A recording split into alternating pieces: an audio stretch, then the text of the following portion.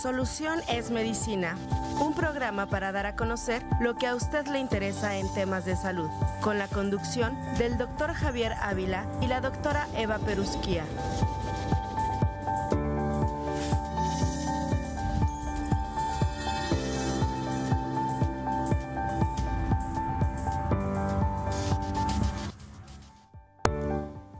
Muy buenos días, distinguido teleauditorio.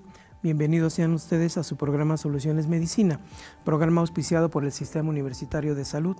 Los saluda como todas las mañanas de jueves su servidor, doctor Javier Ávila Morales, y estamos aquí para hablar sobre temas afines al área de la salud. Les recuerdo nuestros números de contacto: 442-344-1404 para mensajes de WhatsApp. Estamos en Facebook, en TV UAQ, también en YouTube, en TV UAQ en vivo, y en el 442-192-1200, extensión 37120, para poder atender mensajes en vivo. Esta mañana, distinguido teleauditorio, tengo el enorme gusto y la satisfacción de contar con la presencia de la doctora Nuri Villaseñor Cuspinera, que aparte de lo que voy a mencionar sobre su trayectoria, pues es una excelente compañera y amiga. La doctora Nuri terminó sus estudios de licenciatura en la Facultad de Medicina de la UNAM. Posteriormente realiza su posgrado en especialidades médicas en el Centro Médico Nacional 20 de noviembre del ISSSTE, en donde realiza la especialidad de medicina nuclear. Posteriormente, la doctora realiza además estudios de maestría en bioética en la Universidad Anáhuac y el doctorado en la Facultad de Medicina de nuestra Universidad Autónoma de Querétaro. Es profesora de tiempo completo, docente titular de la Cátedra de Bioética, investigadora también, y la doctora ha trabajado intensamente en el vínculo de la educación médica y también con los áreas de tutorías clínicas con nuestros alumnos en la preparación para esa transición que a veces es muy compleja del pregrado a lo que es el internado. Yo tuve el gusto, la verdad, de trabajar con ella durante la gestión que tuve bien en la Facultad de Medicina, y conozco su profesionalismo, su entrega y particularmente su compromiso con la universidad. Nuri, muchas gracias, bienvenida. Gracias, Javier. Buenos días a todos. Ciertamente hemos trabajado juntos y somos buenos amigos, aparte de eso, aparte de trabajar juntos, digamos. Y bueno, pues a tu disposición. Muy bien, justamente, y considerando esta última parte, es que le he solicitado a la doctora Nuri si nos puede platicar para su conocimiento, sobre todo considerando su vasta experiencia y trayectoria sobre el tema de educación médica. Que la educación médica no exclusivamente es, digamos, la que tenemos en el pregrado, es decir, en la licenciatura, después en las residencias médicas, en el posgrado o en la educación médica continua. Es todo un conjunto que amalgama esa trayectoria de formación, de preservación y actualización y desarrollo del profesional de la salud, particularmente en el área médica. Entonces, Nuri, lo primero que yo quisiera preguntarte a ti es justamente cómo podríamos en este ámbito definir qué es la educación médica. Bueno, la educación médica en sí pienso que la podemos dividir en dos grandes áreas.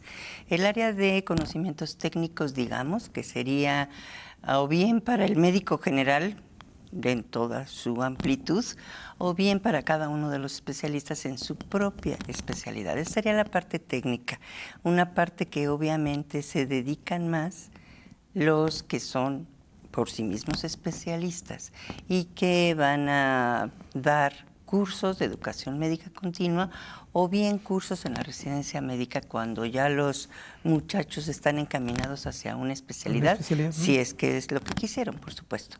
Y la otra parte es la educación humanística, en donde el médico, trabajando diariamente con personas que son iguales a él, personas que merecen sobre todo, y esa es la parte más importante probablemente, merecen que se les respete su dignidad como personas y que se les trate como un conjunto, o sea, una persona que tengo enfrente como médico no es un corazón, no son unos pulmones, sino que es toda una persona con esta serie de órganos que alguno de esos está enfermo, pero que le está afectando a toda su persona en su conjunto.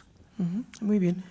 Y yo creo que en ese sentido podremos también considerar que hay una, digamos, una condición en la educación médica que tiene un proceso natural y es un proceso evolutivo y que a lo largo de estos últimos años me parece que hemos estado en presencia de cambios trascendentales en la formación de los estudiantes. Sí. Digamos, desde una formación tradicional, luego una formación más interactiva y actualmente yo pensaría una enseñanza un poquitito más automatizada, incluso si pudiéramos utilizar esa terminología, ¿no? De hecho, sí.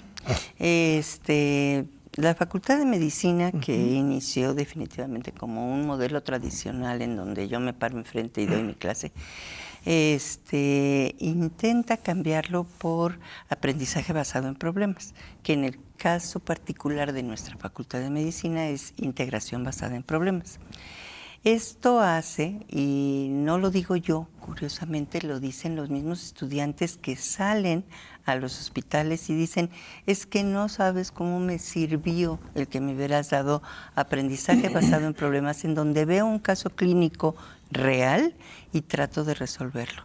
¿Por qué? Porque con ese tipo de ejercicios, digamos, el alumno aprende a pensar como médico, que esa es la parte que nosotros queremos. En el IBP en particular. Eso por un lado. Ahora, la inteligencia artificial, sí, muy útil, maravillosa, a mí me parece un invento fabuloso, pero al mismo tiempo puede ser de algún modo peligroso. Nuestros alumnos y todas las personas, no nada más nuestros alumnos, sino todas las personas que nos metemos a IA, tenemos de entrada que conocer un poco del tema o un mucho del tema para poder ser críticos, y es en eso, en la parte que se les enseña un poco. A ver, si utiliza IA porque es una súper herramienta, eso está perfecto, pero utilízala con un pensamiento crítico, que a veces, sobre todo en las nuevas generaciones, este pensamiento crítico nos ha costado mucho trabajo generarlo en los estudiantes. Toman lo que viene de Internet o lo que viene de IA, perdón, lo toman como si fuera una verdad. Y no siempre va a ser una verdad, también de repente se equivoca.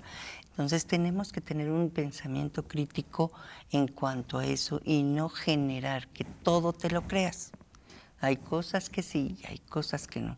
Y esa es una parte complicada para los docentes. Sí. Muy complicada. Sí. Y ahora retomando un poquitito este devenir histórico en la educación en la facultad. La enseñanza tradicional predominó durante muchos años, pero también porque tuvimos probablemente, yo no digo que ahora no, pero había gente con un liderazgo muy importante en el aspecto técnico de lo que hacían, en el cientismo, si lo puedo llamar así, en las palabras del maestro Ruy Pérez Tamayo, ¿no? Sí. Pero después, a través de ese cambio que en el Canadá se dio con la Universidad de McMaster, con lo que fue la medicina basada en evidencias, nosotros tuvimos como una modificación de ese concepto con la integración basada en problemas y el laboratorio de clínica y enseñanza. En el primer caso, como tú bien lo mencionas, yo lo que veía como una fortaleza muy importante en este modelo educativo era que el alumno, como bien lo mencionas, podría tener un caso real y analizarlo, pero además hay algo que a mí me parece verdaderamente sustancial en la formación del médico y que después de muchos años le hemos dado todos los nombres que queramos, pero regresamos, y que es el acompañamiento o la tutoría. Sí. En ese modelo de IBP había 4 o 5 maestros y era de verdad un privilegio tener 5 docentes con diferentes especialidades analizando el mismo caso. Exacto. Entonces, eso me parece que estaba por encima, incluso en las universidades de alto rango, tener ese privilegio Sí, Era complicado, ¿no? era complicado. De hecho, sí, como tutor, por ejemplo, para esos 5 alumnos dentro de IBP, era complicado, o es complicado, sigue siendo complicado, porque te llegan casos, por ejemplo, de ginecobstetricia que hace 1000, 2000 años que quizá no ves no has visto como tutor desde hace muchísimo tiempo, porque no eres ginecobstetra. Pero ¿qué tiene de rico? Dos cosas que a mí me parecen muy importantes. Una, que tú como docente sigues aprendiendo y sigues teniendo una educación que podemos considerar como educación continua. Entonces tú engrandeces tu conocimiento, engrandeces tu formación, pero al mismo tiempo dejas que los alumnos piensen por sí mismos porque tú no les das respuestas. Algo que decía el doctor Gómez López y que tiene mucha razón. Tú aprendes por la duda. Entonces me voy con el caso y digo, ¿y esto qué es? Esta palabreja que me encontré aquí, ¿qué significa? Y esa duda es la que te impulsa como alumno a buscar referencias, a buscar qué significa y a buscar cómo puede impactar dentro de la vida del paciente. Esa es una cosa que por lo menos la mayoría de los médicos que yo conozco ya mayores, que ya están recibidos, nunca perdemos. Y que sería fabuloso que nunca perdiéramos y que podamos transmitirlo a nuestros alumnos, que es la curiosidad. Sigue siendo curioso, sigue interesándote por las cosas, no seas técnico, no te manejes como robotito, digamos, ¿no? Sino que piensa No las soy cosas robot. y vela. Exacto. Entonces, esa es una de las cosas que a mí me parecen muy ricas de ese programa y que la mayoría de los alumnos, no en el momento, en el momento dicen, es que esto para qué sirve, es que esto no me gusta, me hacen trabajar mucho, tal. Pero al final lo agradecen, siempre. Sí, muy bien. Distinguido teleauditorio, esta mañana nos acompaña la doctora Nuri Villaseñor Cuspinera y estamos hablando justamente del proceso y el devenir histórico de la educación médica, que particularmente en nuestra apreciada Facultad de Medicina de la UAC. Sí. Bien, Nuri, en ese sentido, el IBP crearía esta parte de esa inquietud, de esa duda, de ese deseo, de esa curiosidad de investigar y todo. Bien. Uh-huh.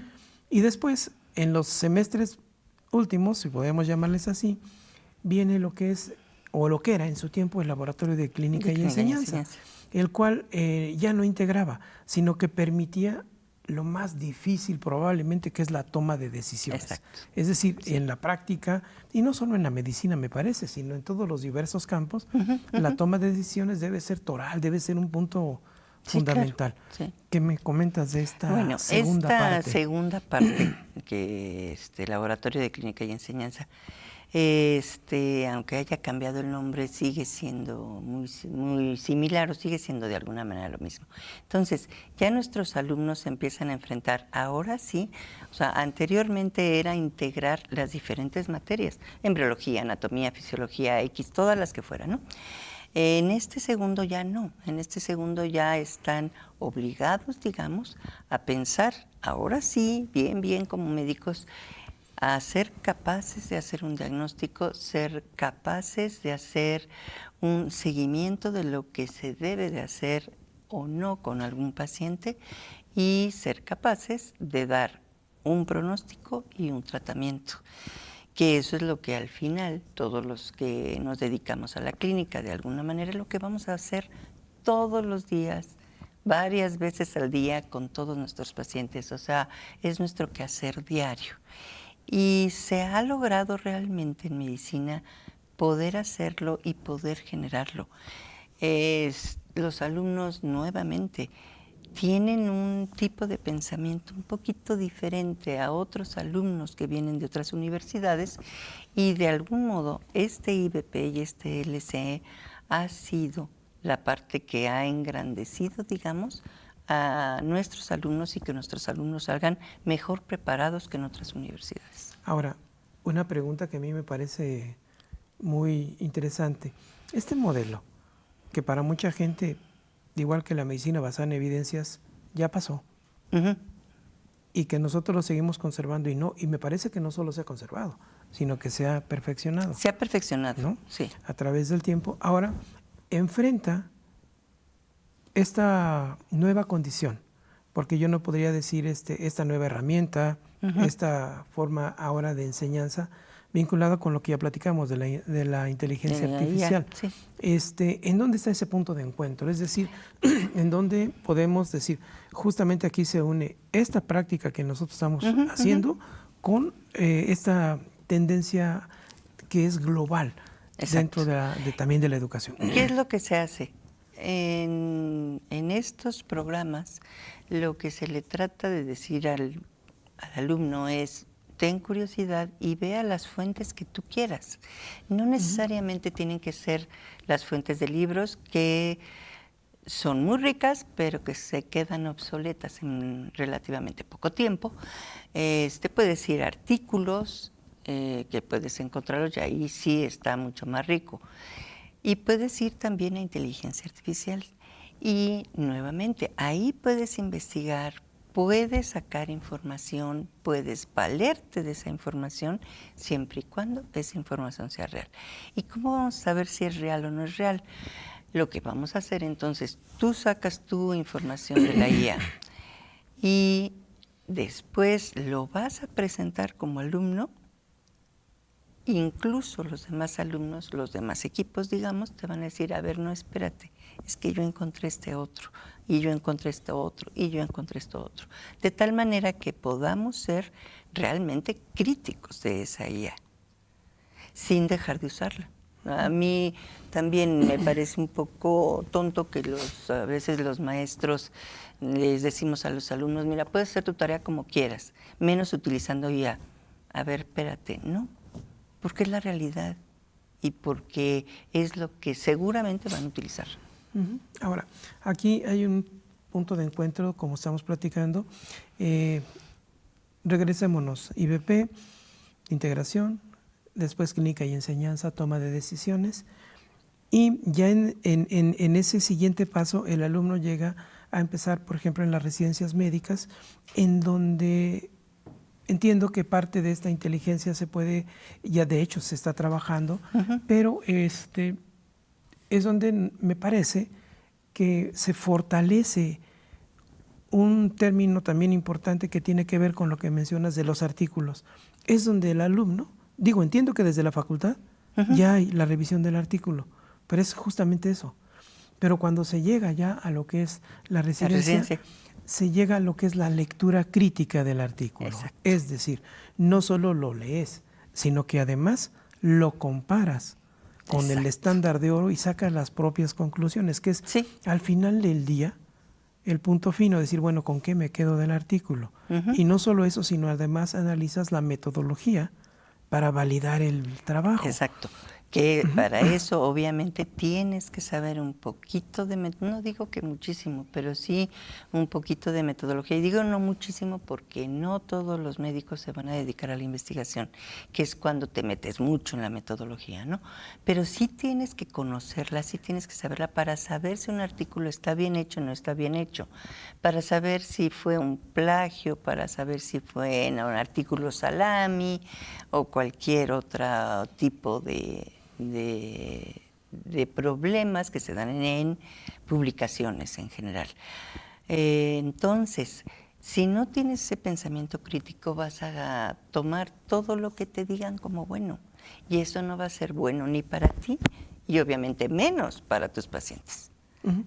Sí, ese es el punto de encuentro y hasta dónde llegamos, porque hay estudios muy interesantes, sobre todo en educación médica a nivel sobre todo en Estados Unidos, donde hay cosas tan interesantes y que dices, bueno, el día de hoy pues tengo la oportunidad de el internet, de la inteligencia, de tener prácticamente todo este escenario de actualización, de formación.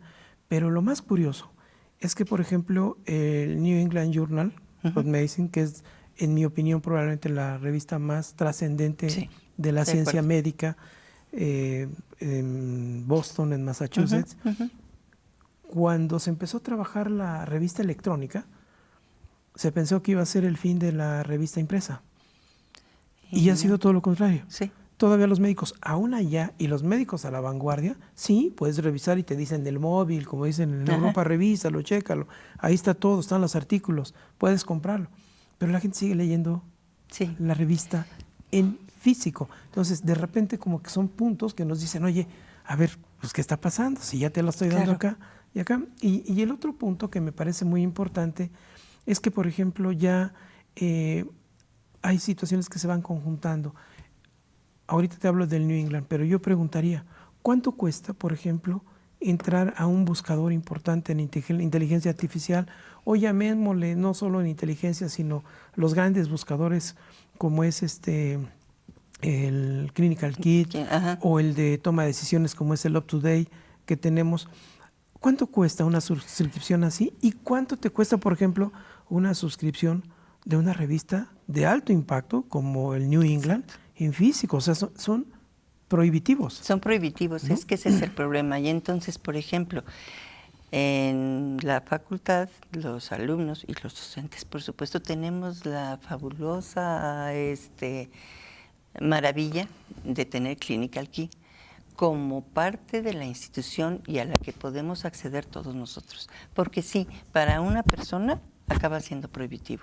Cualquiera de las dos cosas, tanto la revista como la inteligencia artificial. Y te aseguro que la revista en físico es más caro, ¿eh? Sí, seguramente, porque tienen que mandar el papel y todo el rollo ¿no? Pero sí, acaba siendo muy caro. Y a nivel personal no podemos, algunos podrán, pero no todos podemos. Entonces, tenerlo en nuestra facultad es una maravilla, y sí lo tenemos. O sea, sí, de hecho, a mí me parece que es una de las grandes aportaciones que la facultad oferta a los estudiantes de pregrado y también a los residentes, y también a los de posgrado, ¿no? Sí, porque también dependen de la facultad. Sobre todo, yo recuerdo que ahora, el año pasado platicaba con el director de la facultad y nos comentaba que había integrado el UpToDate.